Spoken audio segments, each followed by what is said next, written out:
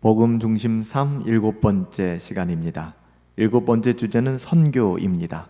이 선교를 조금 풀면 복음은 우리 안에 그리고 우리를 통해 역사한다, 이렇게 말씀드릴 수 있을 것 같아요. 우리가 복음 중심 삶에 대하여 다루고 있죠. 우리가 복음 중심 삶, 여러분 그래요? 우리의 삶이 복음 중심적이어야 하는데 어떤 것이 복음 중심적인 것인가? 뿐만 아니라 복음 중심적인 삶은 날마다 복음이 확장되어져 가잖아요. 그런 의미에서 지금 선교를 이야기하는 것인데요. 이것은 해외 선교뿐만 아니라 신자가 어떻게 살아가야 되는가, 복음을 어떻게 흘려보내야 되는가에 대한 부분들을 이야기하는 것입니다. 복음은 우리 안에 그리고 우리를 통해서 확장된다, 역사한다. 이것이 바로 선교의 의미입니다. 우리는 종종 복음을 나를 위한 좋은 소식 정도로만 이해하는데요. 이는 절반은 맞지만 복음의 온전한 진술은 아닙니다. 복음은 단지 나를 구원하는 좋은 소식만이 아니라 나를 통해 세상을 회복시키시려는 하나님의 일하심이에요. 하나님의 계획입니다. 복음은 우리 속에서 역사하고 동시에 우리를 통해 역사하는 것이죠. 이 두 가지는 서로 분리될 수가 없는 것입니다. 회개하고 복음을 믿을 때 우리는 내적으로 자신의 욕망과 동기가 변하는 것을 경험하게 됩니다. 다시 사는 것이죠. 예전에 나 자신만을 위하여 살던 나의 욕망과 나의 이기적인 마음들은 십자가에서 죽고 새로운 내가 살아가기 시작하는 것입니다. 거듭난 삶을 살아가기 시작하는 것이죠. 예수 그리스도의 사랑을 체험하게 되면 우리 안에 있는 그 은혜가 자연스럽게 드러나게 되어 있어요. 그리고 다른 이들을 향하여 흘러가게 되는 것이죠. 그렇게 흘려보내고 싶은 열망에 사로잡히게 되는 것입니다. 하나님은 우리 안에서 역사하셔서 우리를 회복시키실 뿐만 아니라 우리를 사용하셔서 이웃과 세상을 향한 사랑과 회복의 도구로 삼아주십니다. 이것이 바로 선교의 본질이에요. 우리가 선교한다고 하니까 미전도 종족들을 위하여 해외에서 복음을 전하고 계신 선교사들만 생각하기 쉬운데 그렇지 않아요. 우리 또한 선교사로서 우리에게 맡겨주신 이 세상을 살아가고 있는 것입니다. 그러니까 선교를 너무나 좁은 개념으로 생각하시면 안 되고요. 복음을 확장시키는 통로로서 여러분 선교를 이해하셔야 됩니다. 선교란 해야 할 일 이전에 하나님께서 우리 안에서 이루신 복음의 역사가 외부로 확장되어져 나가는 그냥 필연적인 흐름이에요. 우리가 막을 수 있는 것이 아닙니다. 선교는 해야지라고 생각하시면 안 되고요. 할 수밖에 없는, 하게 되는, 어떻게 보면 하나님의 은혜를 받으면 그 은혜를 흘려보낼 수밖에 없잖아요. 그 부분으로 우리가 선교를 이해하셔야 됩니다. 갈라디아서 5장 13절부터 15절에 보시면 형제들아 너희가 자유를 위하여 부르심을 입었으나 그러나 그 자유로 육체의 기회를 삼지 말고 오직 사랑으로 서로 종노릇하라 라고 말씀하는데요. 바울은 우리에게 놀라운 복음의 이야기를 전해주고 있습니다. 그리스도 안에서 우리는 죄와 율법의 정죄로부터 해방된 자유를 누리잖아요. 그런데 이 자유는 결코 자기 자신만을 위하여 사용하는 자유가 되어서는 안 된다는 겁니다. 즉 세상이 말하는 자유의 개념과는 정말 다른 거예요. 복음이 주는 자유는 사랑으로 다른 사람들에게 종노릇할 수 있는 능력을 이야기하는 것입니다. 여러분 이해하시죠? 여러분 신앙에서의 자유, 기독교에서의 자유는 나 자신만을 위하여 살아가는, 여러분 그것을 자유라고 이야기하지 않습니다. 복음의 자유는 사랑으로, 그리스도의 사랑으로 다른 이에게 종노릇할 수 있는, 희생과 포기를 감사할 수 있는 그런 능력이에요. 이어서 바울은 온 율법이 내 이웃 사랑하기를 내 자신과 같이 하라는 그 말씀이 이루어졌다라고 얘기합니다. 복음이라고 하는 것은 단지 내적인 기쁨이나 만족을 위한 것이 아니라 어떻게 이야기하고 있어요? 이웃 사랑으로 열매 맺게 하는 에너지다라고 이야기합니다. 율법이라고 하는 것은, 복음이라고 하는 것은, 복음은 율법을 완성하였는데 이 율법과 복음의 근본은 뭐라고 얘기하는 거예요? 하나님 사랑하기에 내 이웃을 사랑하라. 이웃 사랑으로 열매 맺게 하는 에너지가 그 안에 들어있다는 거예요. 그렇게 갈 수밖에 없다는 것이죠. 그러니까 우리의 삶은, 신자의 삶은, 하나님의 자녀들이 복음 중심의 삶을 살아갈 때 어떤 관계를 맺고 어떤 가치를 가지고 이 세상을 살아가게 될까? 선교적 가치를 가지고 우리가 한번 상상해 보세요. 선교사님들이 미전도 종족에게 들어가서 하나도 손해보지 않으려고 하고 하나도 피해보지 않으려고 하고 거기서 잘 먹고 잘 살려고 한다 그러면 그들에게 복음을 전할 수 있을까요? 그렇지 않지 않습니까? 불가능하잖아요. 복음을 전하기 위해서는 낮아져야 되고 희생해야 되고 포기해야 되죠. 그렇지만 이 모든 것이 어떻게 가능하다는 거예요? 우리에게 주신 하나님의 사랑이 너무나 크기 때문에 가능해진다는 것입니다. 하나님의 복음은 언제나 두 방향으로 동시에 역사합니다. 두 그림이 나와 있죠. 첫 번째, 우리는 내면의 변화를 경험하게 됩니다. 죄를 자각하고 회개하고 예수 그리스도의 구원의 사역, 구속의 사역을 붙잡게 되죠. 이렇게 될 때 우리는 마음의 생각, 또 마음과 생각, 또 동기와 모든 가치관들이 변화되는 내적 회복을 경험하게 됩니다. 근데 여기서 끝날까요? 내적 회복에서 끝나지 않습니다. 오른편 그림을 보면 진정한 은혜의 체험은 어떻게 발전하게 됩니까? 외적인 열매를 맺게 됩니다. 은혜는 우리를 이웃사랑과 섬김으로 나아가서 선교 지향적인 삶으로 인도하는 것입니다. 이것이 도표에 나와 있는 다이어그램을 통해서 여러분 좀 확인해 보시면 좋을 것 같아요. 이런 그림을 그려놓은 것이거든요. 이 중심에는 뭐가 있어요? 하나님의 은혜가 있죠. 은혜는 위에서 아래로 임하면서 내면에서 죄를 자각하게 만들고 회개와 믿음을 이끌어냅니다. 동시에 외부로 퍼져나가는 것은 이웃을 향한 사랑과 봉사의 기회를 보게 되고 그 기회를 만나게 될 때 동일하게 회개와 믿음으로 반응하게 되는 것이죠. 이 모든 과정들을 통하여 중요한 것은 억지로가 아니라 은혜가 있기 때문에 가능한 것이죠. 기쁨을 동반하게 되고 하나님의 일하심에 동참하는 기쁨을 얻게 된다는 거예요.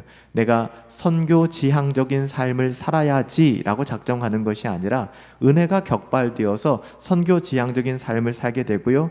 우리가 보는 이 그림처럼 그 중심에는 하나님의 은혜가 있기 때문에 내면적인 변화, 외면적인 변화가 열매 맺게 되는 것입니다. 우리 교재에는 이 부분들을 조금 더 세밀하게 설명하는 예화가 등장하는데요. 한 이웃에 대하여 내가 느끼는 감정, 또 그 이웃을 대하는 나의 태도들을 통하여 이웃사랑이 어떻게 실패되는지를 보여주고 있습니다. 복음이 우리를 선교적 삶으로 이끄는 구체적인 예를 얘기하는데요. 옆집 사는 사람이 등장합니다. 그 옆집에 사는 이웃은 자기보다 나이도 많고 성격도 전혀 다른 사람이에요. 스타일이 전혀 다른 것이죠. 음악, 영화, 음식 취향도 완전히 다르고요. 대화의 방식도 굉장히 달랐습니다. 그래서 그 사람과의 관계를 맺는 것이 굉장히 마음에 부담감이 있었던 거예요. 그리스도인으로서 이웃을 사랑해야 한다는 명령은 알고 있지만 이게 굉장히 이제는 거북해지는 것이죠. 힘들어지는 것이죠. 실제로는 그를 피하고 싶은데 성경은 그를 사랑하라고 하니까 억지로 대화하려고 하지만 진심이 담겨져 있지 않고 너무 힘들어지는 거예요. 여러분, 이때 우리는 율법주의에 빠지기 쉽다라고 배웠죠? 이런 마음은 율법주의와 똑같습니다. 무엇을 해야 되는지는 알고 있어요. 그렇지만 거기에 기쁨이 없어요. 억지로 따라하려니 피로감과 죄책감만 더해지는 것입니다. 여러분, 이웃사랑이 기쁨이 아니라 의무가 된다면 이렇게 어려움이 생기는 거예요.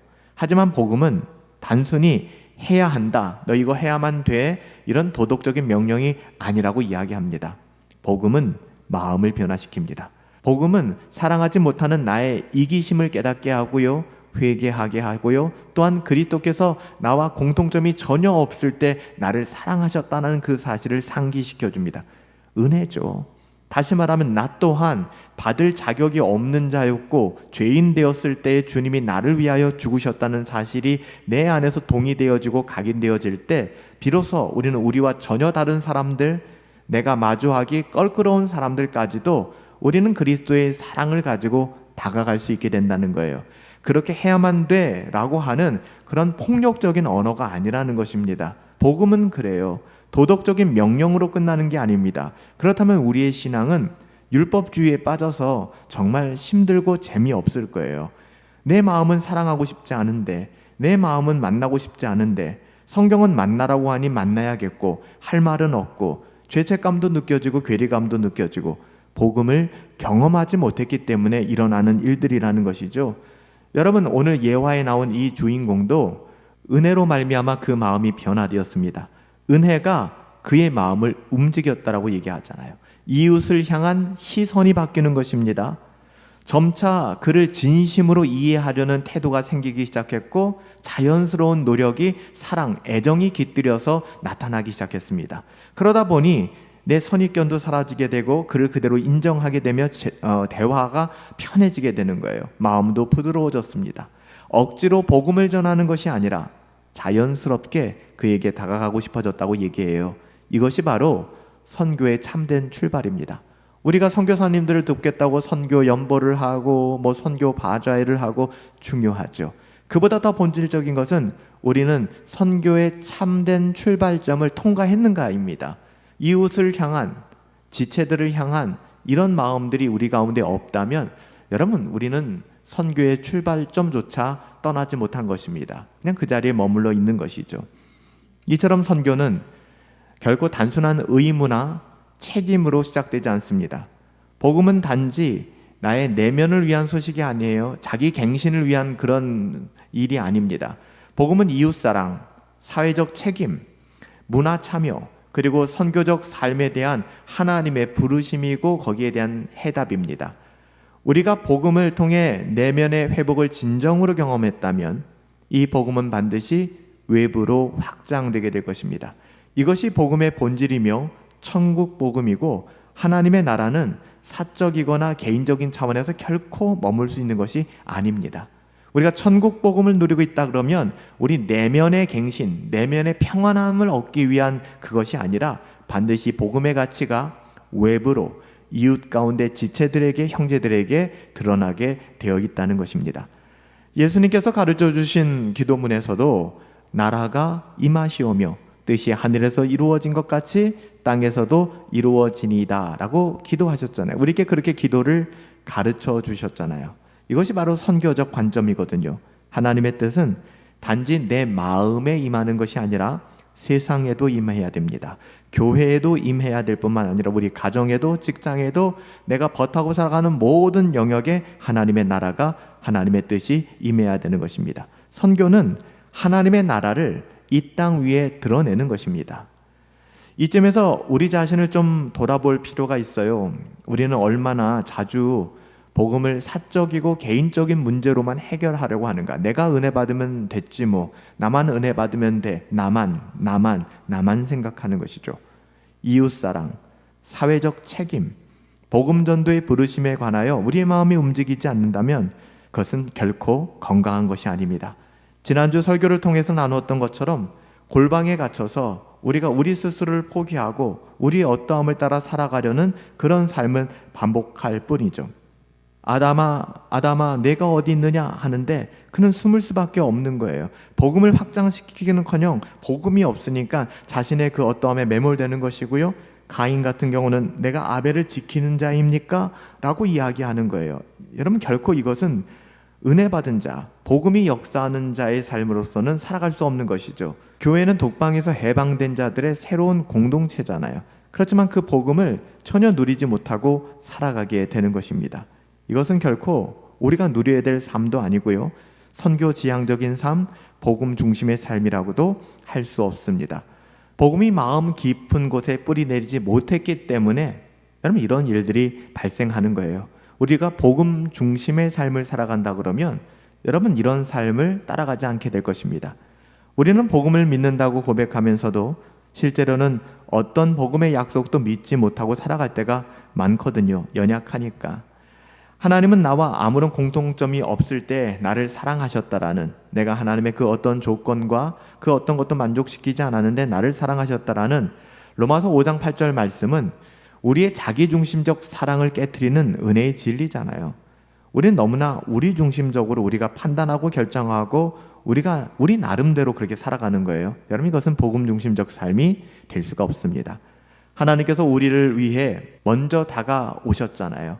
우리가 아직 죄인 되었을 때 우리의 그 어떠함을 묻지 않으시고 따지지 아니하시고 있는 그대로 우리를 사랑하셨잖아요. 그렇다면 그 복음이 우리 안에 있다면 우리는 우리들의 이웃에게 원수라 할지라도 그렇게 다가갈 수 있어야 돼요.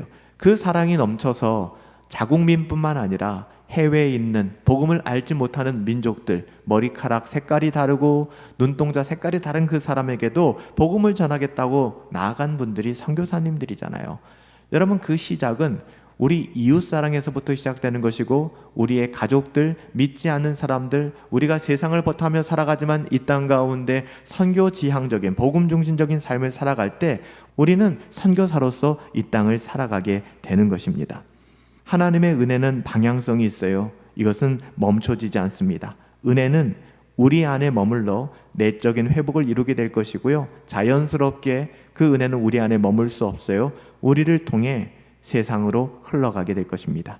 이 은혜는 단순한 감정이나 도덕적인 동기부여가 아니라고 말씀드렸습니다. 하나님의 살아있는 능력이 바로 이 복음의 능력입니다. 이 능력은요, 죄인을 변화시키고 회개와 믿음으로 나아가게 하고, 그 변화된 죄인들을 통하여 다른 이들에게 하나님의 나라를 확장시키는 방향으로 은혜는 나아가게 되어 있습니다. 은혜는 결코 내 안에 제한될 수 없어요. 우리 교회 안에 제한되고 가두어질 수가 없는 것입니다. 선교는 우리가 복음의 빛 안에서 살아갈 때 자연스럽게 흘러나오는 결과이고요, 복음을 깊이 받아들이고 은혜에 사로잡힌 사람들은 결국 그 은혜를 누리고 나누고 싶어지는 거예요. 자기만 누리는 것이 아니라 타인들에게 전하고 싶어지는 것이죠. 인지상정이잖아요. 그래서 선교는 의무가 아닙니다. 선교는 기쁨이며 억지가 아니라 자원함이며 율법이 아니라 은혜의 열매가 되는 것입니다. 자, 이제 7번째 강의를 마무리하면서 우리 몇 가지 질문 사항을 좀 점검해 봅시다. 먼저, 복음이 나를 변화시킨 경험이 있다면 그 변화는 이웃사랑이나 선교적 삶으로 자연스럽게 이어졌는지 한번 생각해 봅시다. 아니면 부담감이나 의무감 속에서 그 복음이 확장되지 못하고 은혜를 나누지 못하고 멈춰 있지는 않았는지, 복음의 내적 변화와 외적 흐름이 내 삶 속에서 어떻게 연결되고 있는지를 살펴보는 통합 질문입니다. 한번 여러분 답해 보시기 바라고요. 두 번째는, 나는 복음을 주로 내 문제 해결 아니면 개인적인 위로로만 받아들이고 있지는 않은지, 복음이 나를 통해 이웃과 세상을 향하여 흘러가야 한다는 점에서 내가 놓치고 있는 것은 무엇인지를 한번 살펴보세요. 우리가 쉽게 생각하면 1번과 굉장히 비슷할 수 있는데 강조점이 좀 다르거든요. 복음을 사적으로 국한시키는 경향들을 돌아보는 거예요. 나에게 그런 영역들이 있는가. 기독교 복음을 다시 말하면 우리가 고립되어서 혼자 신앙생활하는 것을 즐기고 있지는 않은가, 아니면 선교적 부르심에 내가 바르게 인식하고 이 부분들을 적용해 나가려고 하고 있는가. 서로 초점이 조금 다르기는 한데 1번, 2번 좀 분리시켜서 여러분 답해 보시면 좋을 것 같고요. 세 번째, 하나님께서 요즘 나에게 보여주시는 이웃이 있을 겁니다. 회복을 위한 관계가 있을 것입니다. 혹은 선교적 사명도 있을 거예요. 나는 그 부르심에 솔직하게 어떻게 반응하고 있는지, 우리가 선교의 의미가 무엇인가도 살펴보았으니까 그 은혜가 어떻게 확장되어져 가고 복음이 어떻게 확장되어져 가야 되는가에 대한 부분들을 따라서 이 부분들에 답해 보시기 바랍니다. 살아계신 아버지 하나님, 감사합니다. 선교는 복음을 통하여 복음이 우리 안에서 또한 우리를 통해서 역사해 나아가는 것입니다. 복음 중심적 삶, 선교 지향적 삶, 하나님을 사랑하기에 이웃을 사랑하는 삶을 살아가게 하옵소서. 예수님의 이름으로 기도합니다. 아멘.